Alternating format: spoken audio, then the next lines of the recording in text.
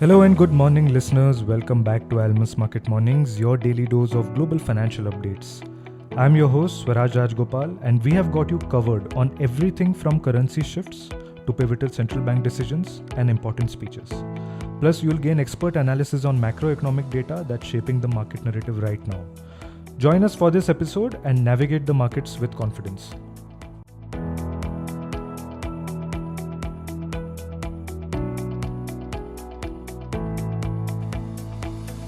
Dovish Powell caused quite a bit of moves in the markets. Market expectation of a cut in September was reaffirmed by statements made by Jay Powell, or at least that was the interpretation they took away. Euro trading above 1.1150, sterling above 1.32, and dollar index trading around 100. Good morning, Chike. What's your take on these sharp moves? Do you believe a cut in September is now a base case, and whether dollar is now trading toward a value buy region? Good morning, Swaraj. Yes, yeah, definitely. September cut is definitely on the cards, and it's reaffirmed not only by Powell but also other members who spoke later after Powell. So, Powell did not say anything new actually, in the sense, nothing new other than what the market was already pricing in. That's what I mean. Although his language was definitely somewhat different. He said very clearly that the time has come for a policy to adjust. He also said the direction of travel is clear and timing and pace of rate cuts, of course, will depend on incoming data. And so he also said that their confidence on reaching inflation target at 2% sustainability has increased. So these are some differences from his earlier statements, but market was already expecting a cut in September up to 50%, 50 basis points earlier, and then brought it down to 0.25, which is where Powell also is. So what happens after September is definitely data dependent. So to that extent, I think markets have probably reached a level from where it is difficult to make more gains, in the sense for either for the stocks or the bonds or even for other currencies. Also, let's remember that even more speakers from other countries also sounded, dovish. So like members from ECB as well as from Bank of England, they were all, on the dovish side, hinting rate cut to come in September. So it's not only US it's cutting, but other countries are also cutting. So that takes some shine of the dollar's weakness, definitely. And more importantly for me is the statement by Bank of Japan Chief Ueda in the parliament on Friday, much before the Jackson Hole speeches, that Japan will move towards normalization of the policy. Yes, particularly if the inflation stays above target. So Japanese yen is the one to still watch, according to me, and the risk sentiment. These are the two things that will determine whether the currencies or the dollar index will continue to drop.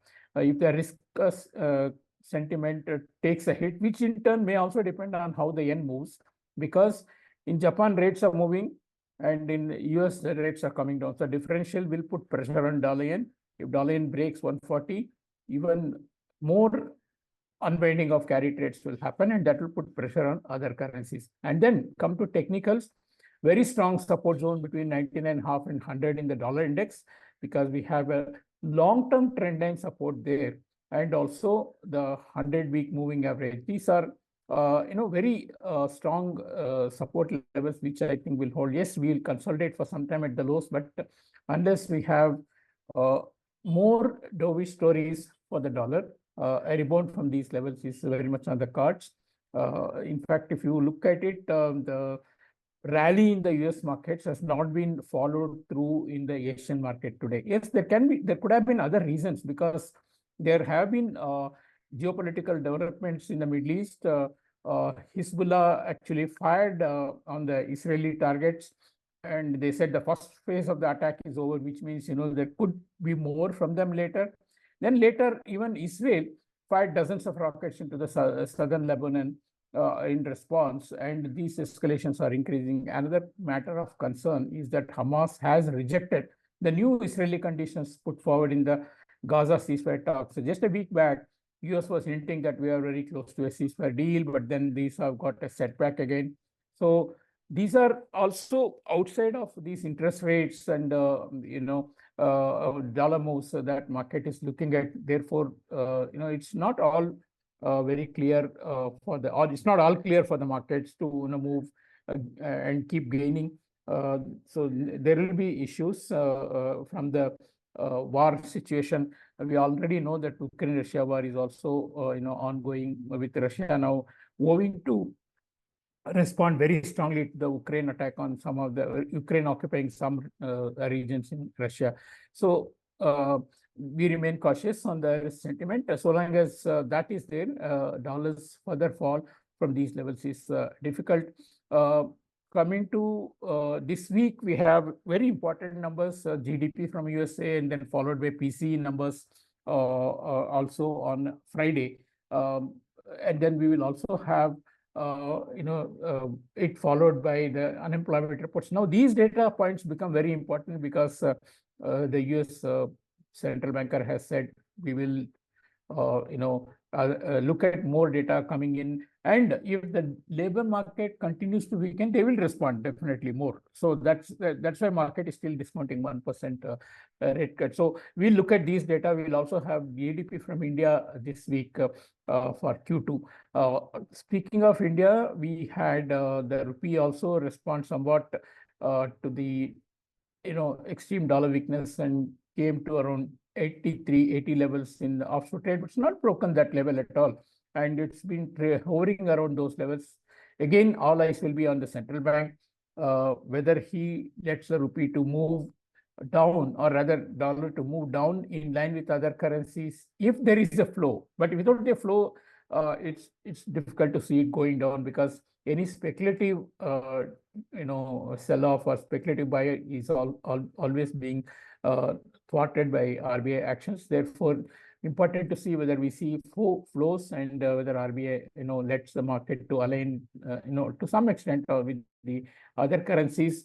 That's what we will look forward to. Overall, yes, if the dollar is in a bearish trend, that is particularly if it sustainably breaks 100 and even 99, that is when we see a larger move happening in the USDINR. Probably we'll have to wait for some more time and some more consolidation in the dollar. So for now, I think 83.70, 84 should still play out for the dollar rupee. Thank you.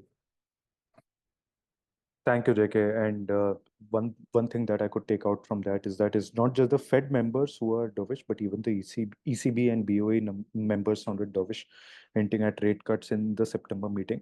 Now, dollar JPY breaking 140. So that's another currency pair to look at.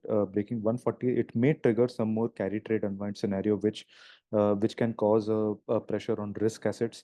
But the risk assets don't have an entire clear picture from here, because even geopolitical escalations, they continue to make headlines during the weekend with the recent exchange between Israel and Hezbollah. Dollar rupee, we finally saw some reaction to the dollar weakness, trading as low as 83.80 in the offshore markets. But action on the onshore market needs to be seen. As JK mentioned, it will be important to see if there are inflows coming in, as speculative selling may be contained by the central bank. A break below 100 on the DXY will be something to watch out for, even when it comes to USDINR. That's it from us today. Thanks for listening. Tune in tomorrow for the latest in the financial markets.